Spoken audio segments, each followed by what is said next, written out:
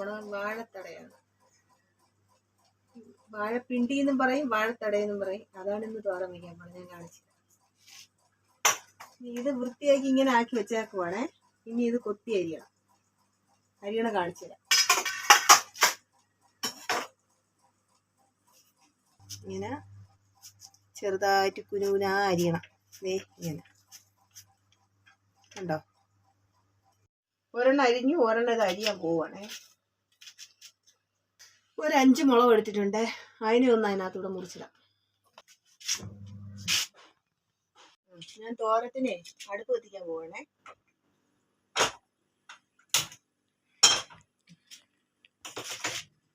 ഇനി കുറച്ച് വെളിച്ചെണ്ണ ഒഴിക്കും.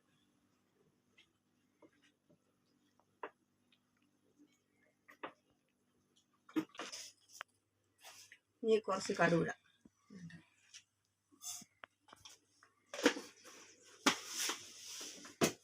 ഈ കടുവിൻ്റെ കൂടെ തന്നെ കുറച്ച് അരി ഇടാമേ.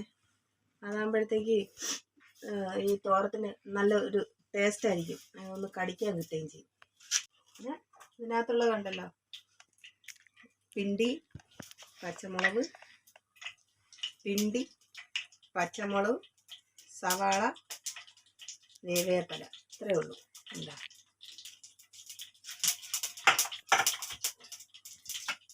ഇനി അരിയിടാൻ പോകണേ. മറ്റേ കടുക് പൊട്ടി, അരി പൊട്ടിക്കഴിയുമ്പോൾ വെള്ള നിറമാവും.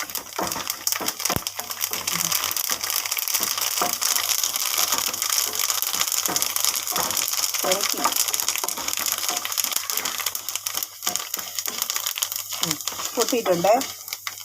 ഇനി ഞാൻ ഇടാൻ പോണത് ഈ പച്ചമുളകും ഉള്ളി ഇട്ടിരിക്കണം. എല്ലാം ഒരുമിച്ചിടാൻ പോവുകയാണേ. വേപ്പില,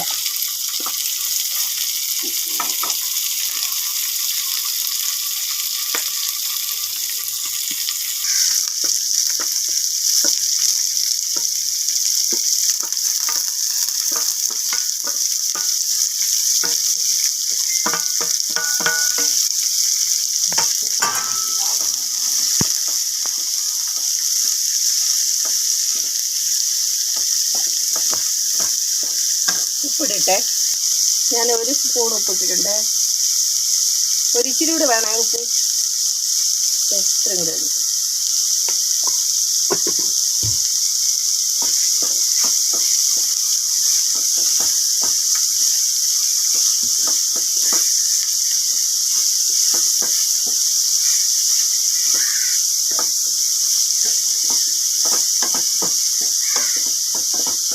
ഇനി തട്ടി കൊത്തി വെച്ചിട്ട് അടച്ചു വയ്ക്കാം. കുറച്ച് നേരം ചെറിയ ചൂടിലൊന്ന് വേവട്ടെ. ഓക്കെ, ശരി. ഇതിന് അരപ്പ് റെഡിയാക്കട്ടെ. ഇത് അടച്ചു വെച്ചു. ഇനി ഒരു 3 പച്ചമുളക് ഇട്ട് കൊടുക്കേ. എരി നിങ്ങളുടെ ആവശ്യത്തിനാണ്, നിങ്ങളുടെ ഇഷ്ടത്തിനാണ്. പച്ചമുളക് ഇട്ടേ, കണ്ടു. ഇനി ഇത്രയും വെളുത്തുള്ളി,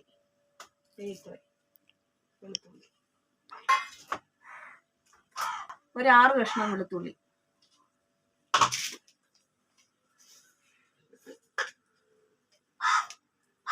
ഇനി ജീരകം, ഒരു 1/4 സ്പൂൺ ജീരകം. തേങ്ങ ആവശ്യത്തിന് തേങ്ങ ഇടുന്നു. 3 പിടി.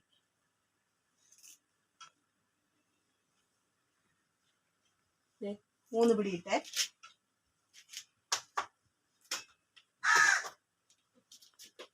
ഇനി മഞ്ഞൾപ്പൊടി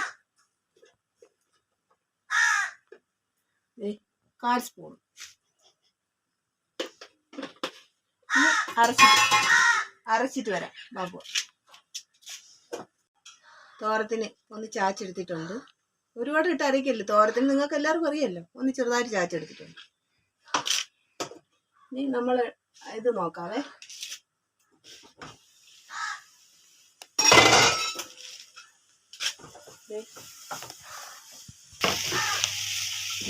വെന്ത് അരപ്പിട്ട് കൊടുക്കാം.